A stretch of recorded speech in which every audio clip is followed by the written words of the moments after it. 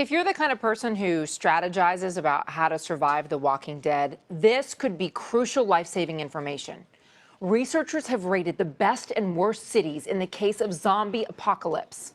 Economic Modeling Specialists International ranked cities on their ability to defend against a zombie attack, stockpiling food, containing zombies, finding a cure.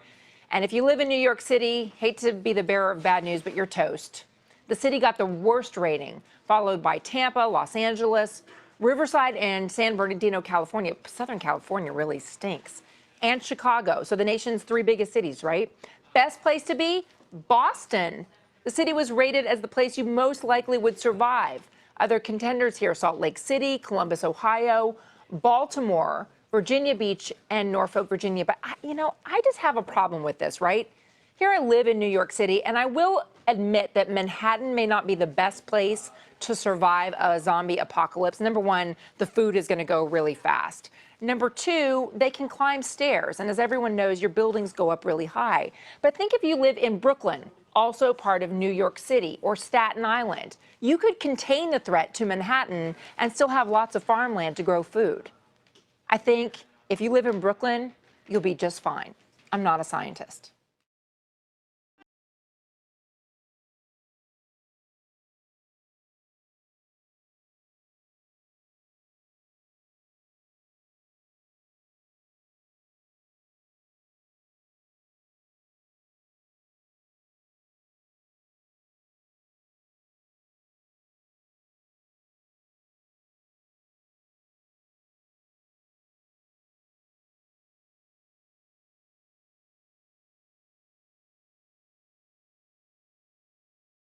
It's not alive, it's slow, but it's terrifying, and it'll get you straight in the brains. That's right, it's a really long PDF. But don't worry, Half as Interesting is here to break it down and ensure you can alienate people by telling them weird, off-putting facts without ever having to read anything.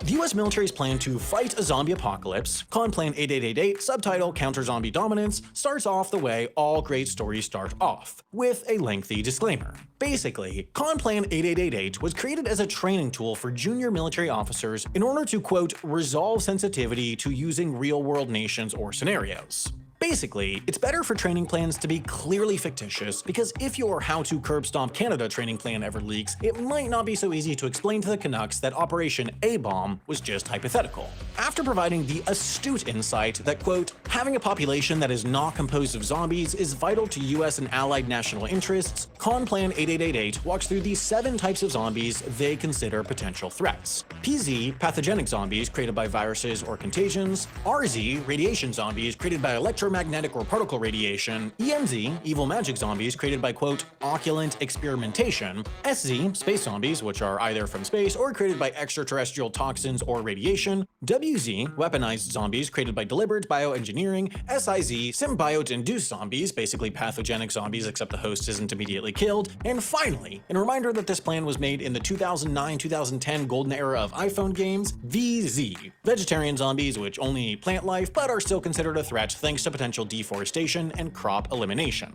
The plan also mentions CZ, chicken zombies, which it calls, quote, the only proven class of zombie that actually exists, citing a mid-2000s phenomenon where chickens would rise from the dead after botched carbon monoxide euthanization.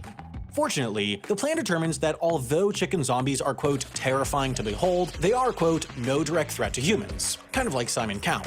After quickly noting that zombies aren't subject to the UN Charter, Geneva Convention, or rules of engagement, placing them in the same class as RoboCop and Iraqi children, Conplan finally gets to the plan part, which comes in the 6 phases of a standard US military plan: shape, deter, seize initiative, dominate, stabilize, enable civil authority, which you can remember with the acronym SIDSIDSICA.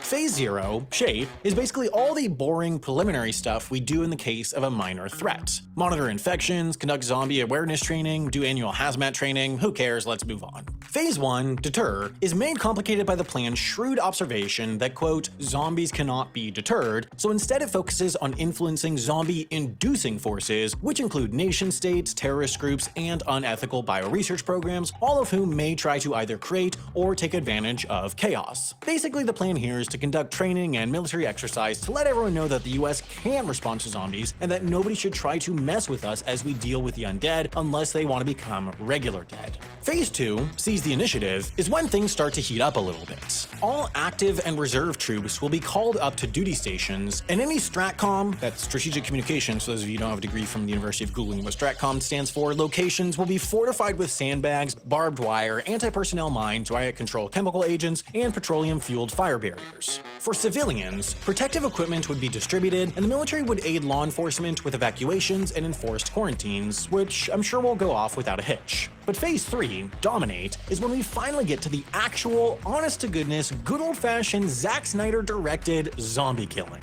Orders will be issued to kill all non-human life on sight, specifically to shoot them in the brain. But most force will come from air and marine capabilities, as the plan believes that, quote, US STRATCOM has no ground forces capable of repelling a zombie attack, which I'm sure the ground troops we stationed in Phase 2 will be delighted to hear.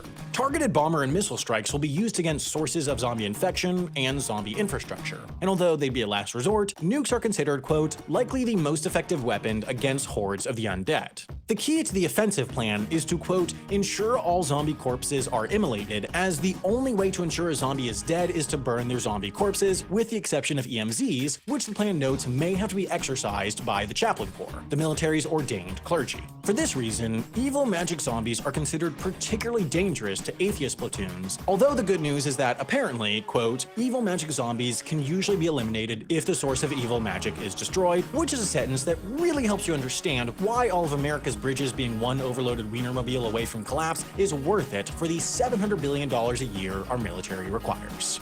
Next comes Phase 4, Stabilize. After a 30-day lockdown, retcon teams, likely in Mott-Fort gear, will be deployed to assess the nearby location's suitability for human habitation, with reports being issued in clear, unsecured comms so that pockets of survivors can potentially listen in and link up with US STRATCOM. Meanwhile, counter-zombie intelligence, surveillance, and reconnaissance missions will search for holdout zombie resistance pockets who will stand trial for their crimes. Just kidding, they'll be shot in the head.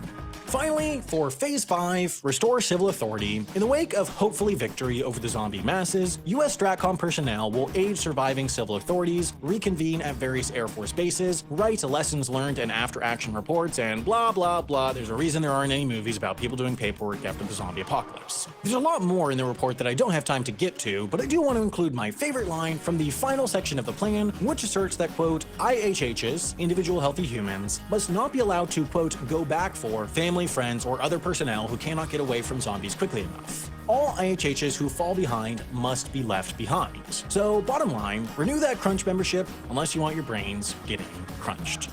Now, I know what you're thinking. That joke wasn't amazing. Well, believe it or not, we actually wrote 4 versions of it, and if you want to hear the ones we rejected, along with all the other jokes we cut from the script for time and/or appropriateness, you can watch our companion jokes video available now on Nebula.